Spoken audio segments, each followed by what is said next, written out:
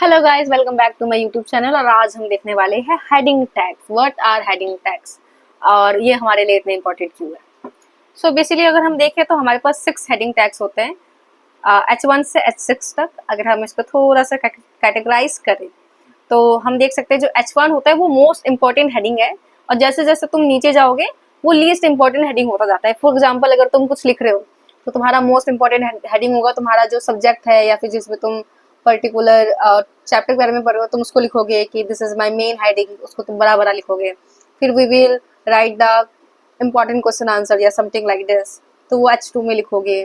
और फिर हम पैराग्राफ लिखेंगे जिसके अंदर हम क्वेश्चन आंसर डालेंगे अगर हमें नीड पड़ेगी। इतने वैसे सब हेडिंग्स की हमें नीड नहीं पड़ती। H1 यूज कर लिया, H1 बहुत जगह में यूज हो जाएगा, H2 यूज हो जाएगा, H3 यूज हो जाएगा। कभी कभी बहुत ही कम सिचुएशंस में H4, H5, H6 की नीड पड़ती है, but we will use and C in the websites की H1, H2 और H3 बहुत सारी जगहों में यूज होता है। ठीक है, अगर तुम जो H1 में कुछ लिखोगे सो वो बड़ा सा दिखेगा लाइक दिस, और H2 में कुछ लिखोगे तो वो थोड़ा सा छोटा दिखेगा। जैसे जैसे तुम नीचे लिखते जाओगे कि H6 में कुछ लिख रहे हो तो वो साइज डिक्रीज होता जाएगा। दैट इज शोइंग कि जो हेडिंग है, जो पर्टिकुलर तुम लिख रहे हो, वो कम इम्पोर्टेंट होता जा रहा है। अगर हम कुछ थोड़ी सी वेबसाइट्स देखें, ये मैंने ओपन कर रखी थी लेकिन हम कुछ अच्छा देखते हैं। Class 10 science questions. So if we inspect it, H1 ये बता रहा है कि ये जो है मोस्ट इम्पॉर्टेंट हेडिंग है इस पर्टिकुलर वेबसाइट की। अगर हम थोड़ा सा और नीचे जाए,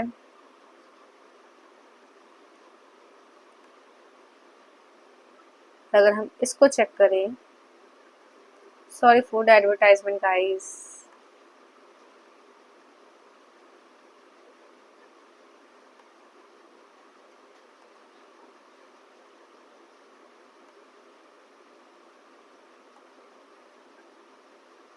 यस, सो अगर हम इसको चेक करें तो ये लिखा गया है H2 में like this, class 10 science important question with answers, क्योंकि ये लीस्ट इंपॉर्टेंट है। पर हम और थोड़ा सा नीचे जाएंगे,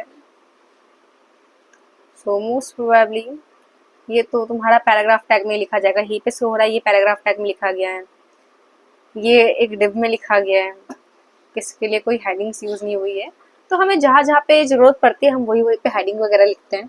और मोस्ट प्रोबेबली हेडिंग्स वगैरह इंपॉर्टेंट होती है जिससे कि हमारी वेबसाइट अच्छी लगे या फिर अच्छे से शो हो सके। क्योंकि जहाँ पे जिस चीज़ की नीड पड़ रही है, अगर हमारे पास H1 हेडिंग है तो हम उसको पैराग्राफ टैग में लिख के क्यों डिस्प्ले करें। आई मीन कर सकते हो, लेकिन वो एक प्रोफेशनल वे नहीं होगा। तो इसलिए तुम जितना ज़्यादा इन एलिमेंट्स को यूज़ करोगे जो जिसके लिए बना है, उतने ही अच्छे से तुम्हारी वेबसाइट डिस्प्ले करेगी। प्लस तुम्हारे सर्च इंजन ऑप्टिमाइजेशन, जब भी कोई तुम्हारी वेबसाइट सर्च करेगा तो वो तुम्हें ऊपर में शो होगी।